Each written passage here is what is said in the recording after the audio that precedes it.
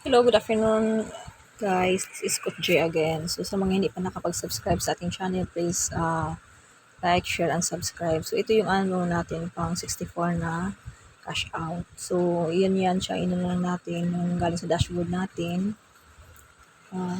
Inan natin siya ng ating dashboard. Punta tayo sa investment, tapos i-click natin yung withdraw button. Screenshot ko muna siya para meron tayong proof ating mga packages. Yan yung guys. Yan ang kagandahan sa passive income kasi panay ka lang. Ako ilpang ko na 12 pang 64 na withdrawal. Sa mga nagawan ko lang to ng pero madaming talaga ako since last year.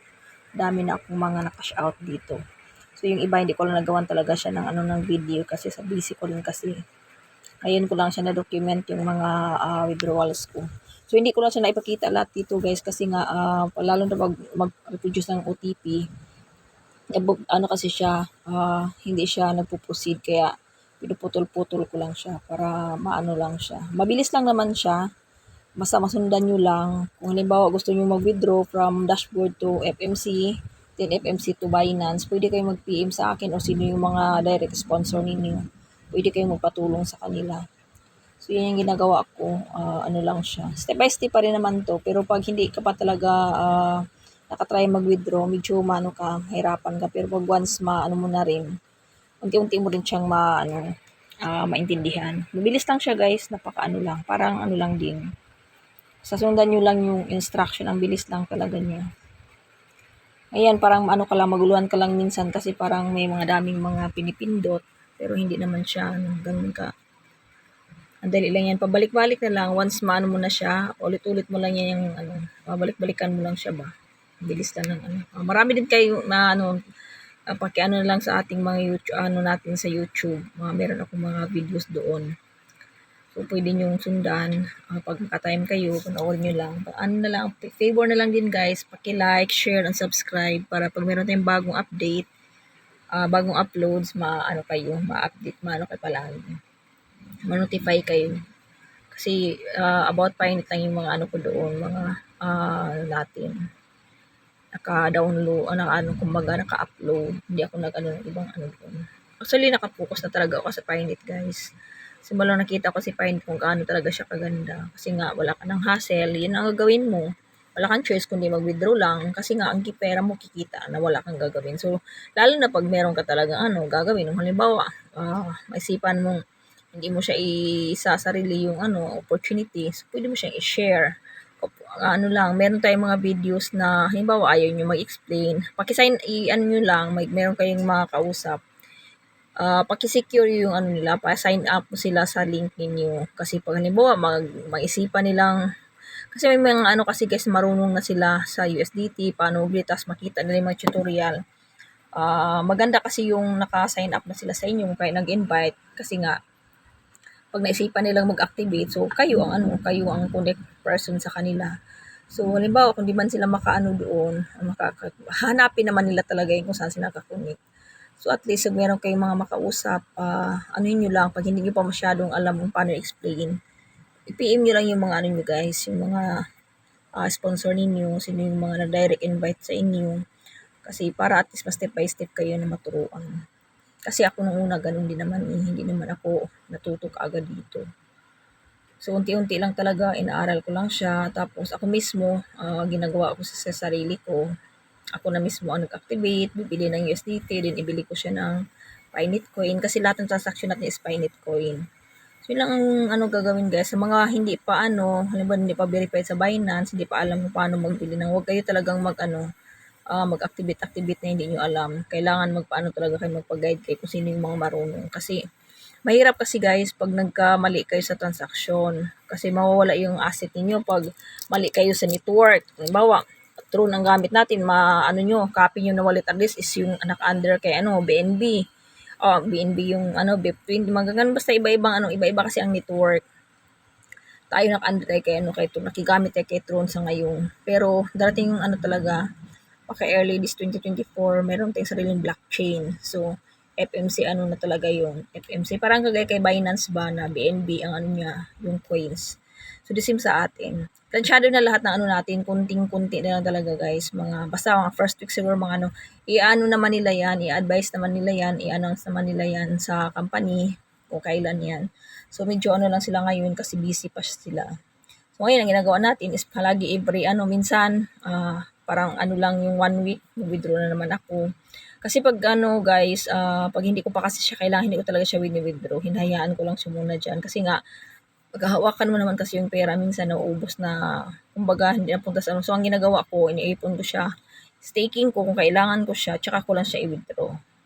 Pag hindi lang, naka-steady lang yan siya dyan. Kung sa pag-staking naman guys, ang bilis lang. Basta yung ano ninyo, yung Pinit Coin, paabutin nyo siya ng 1,020. Kasi hindi naman kasi pwede yung ma-staking kung hindi umabot ng 1,000. So, bakit 1,020? Kailangan kasi ng 20 transaction fee. Kaya kailangan 1,020 ang accumulate mo na Pinit Coin. Yung sa mga maraming package, maraming plan, walang problema sa kanila yun kasi nga malaking every 2 days ka, pag $3,000 ka, every 2 days pwede ka mag-withdraw ng $18. So, mga nasa 100 plus yun, pwede din yun. Pero sayang kasi yung gas fee. Basta yun nga, ang advice ko, kung hindi nyo pa naman kasi gagamitin, ipunin nyo lang. Ang importante dito sa dashboard, every $10, i-withdraw siya into Pinet. I-click nyo lang yung guys, nag-login kayo, i-click nyo lang yung tatlong line, tapos investment. Tapos tingnan mo yung ano yung package na binili mo, click mo lang yung withdraw. Tapos meron yung sa taas commission, interest, sale. So, yung interest ang isiset mo siya. I-click mo lang yun, tapos i-type mo kung ano yung current interest.